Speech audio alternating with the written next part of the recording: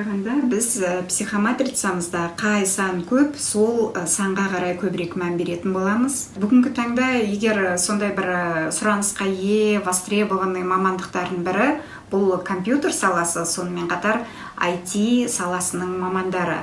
Ал IT саласын таңдау үшін бізге қандай сан қажет? Бұл техникалық бағыт болғандықтан біздің матрицамызда техника үшін жауап беретін сан болу керек, яғни бұл 3 деген сан. Егер сіздің туған күніңіз арқылы құрастырған психоматрицаңыз 3 деген сан болса, онда қорықпай IT саласын таңдасаңыз болады. 3 деген сан бұл жүйелік, бұл тәртіп, яғни егер матрицаңызда 3 деген сан болса, онда сіздің туғаныңыздан мына техникаға деген қабілетіңіз жоғары, сезімталдығыңыздың бар екендігін көрсетеді. Неге? Өйткені бұл адамда тәртіп болады. Бұл техникамен жұмыс жасаған, бұл өзі тәртіпті талап еткендіктен табиғатынан сіздің бойыңызда бар болып есептелінеді. Ал тұрған матрицаңызда егер 3 деген сан болмаса, онда бұл адамның сондай спонтанный, бір кішкене алаңға сарылау адам екендігін көрсетеді. Яғни бұл кісі сезімталдығы техникаға деген төмен болуы мүмкін. Бірақ енді әрине, егер сіздің құрастырған матрицаңызда 3 деген сан болмаса, ол IT саласын таңдауға болмайды, не болмаса компьютермен бұл адам жұмыс жасай алмайды деген сөзді білдірмейді. Әрине, сол саланы таңдап, жоғарғы оқу орнына түссеңіз, оқи келе, үйрене келе, тәжірибе жинай келе, сізде маман боласыз, сізде еңбек ете аласыз. Яғни үші жоқ адамда еңбек ете алады. Дегенмен де үші жоқ адам бұл мықты компаниялар менде еңбек етсе деп сондай артынан қуып жүгіріп жүріп, іздеп жүріп өзіне жұмысқа шақыратындай востребованный, не болмаса жоғарғы жалақы төлейтіндей сұранысқа ие маман болмайды.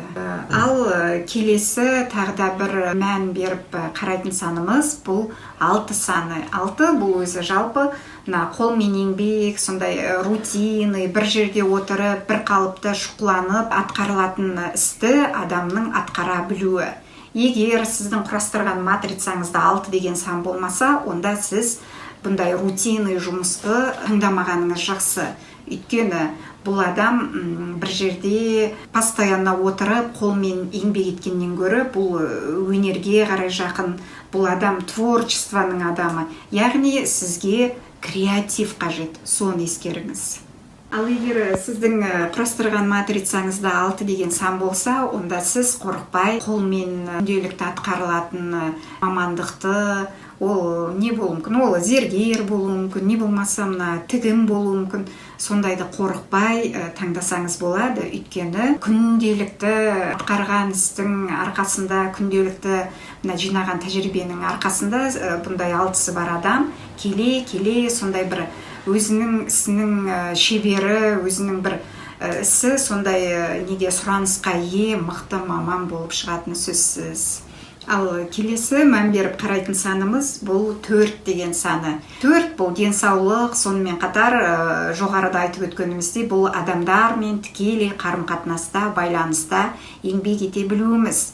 Тиісінше, егер сіздің құрастырған матрицаңызда 4 саны бар болса, тіпті ол көп болса, онда сізге міндетті түрде таңдаған мамандығыңыз тікелей адамдармен қарым-қатынаста болса, ол өте жақсы болады. Ол қандай мамандық болуы мүмкін? Ол ұстаз болуы мүмкін, ол психолог болуы мүмкін, ол коуч болуы мүмкін, не болмаса полиция қызметкерлері де болуы мүмкін. Сол арқылы бұл адамдар рухани қанағаттану алатын болады.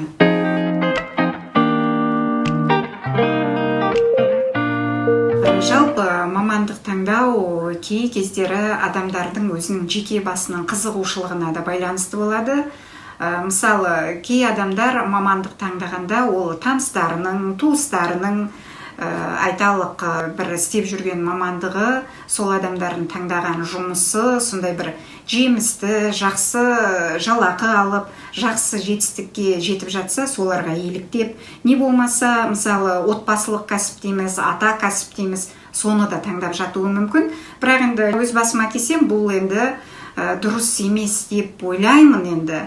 Ал жалпы менің өзімнің көзқарасым бойынша көзсіз, мысалы, біреуге еліктеп, өзіңізге ұнамайтын кәсіпті таңдағаннан көрі, өзіңіздің туған күніңіздегі сандарыңызды есептеп, сол арқылы өзіңіздің қызығушылығыңызды, қабілетіңізді, бейімділігіңізді байқау арқылы мамандық таңдасаңыз, өмірде шатаспайтын болар едіңіз деп ойлаймын.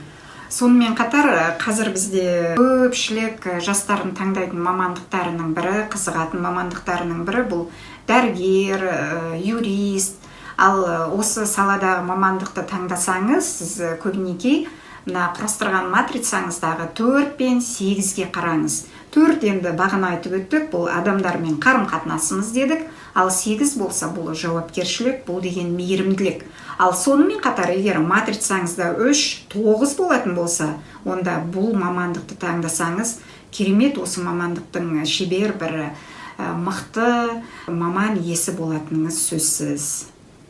Ал жалпы өзіңіздің мысалы, енді таңдаған кезде бағытын, бала направлениесін ажыратып жатады ғой. Егер сол үшін ғана сізге қажет болса, онда сіз құрастырған матрицаңыздағы 1 мен 3-тің қаншалықты солардың санына қараңыз.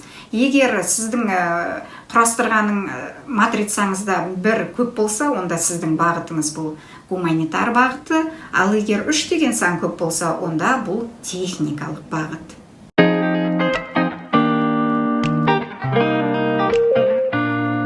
Сонымен видеомыз осы. Бұл видеода мамандық таңдау бойынша сіздерге шамалы болса да қажетті, тиімді ақпарат бере алдым деп ойлаймын. Менің еңбегімді бағалап, лайк басып, комментарий қалдырып, менің подписация бөліміме өтіп, каналыма тіркелуді ұмытпаңыздар.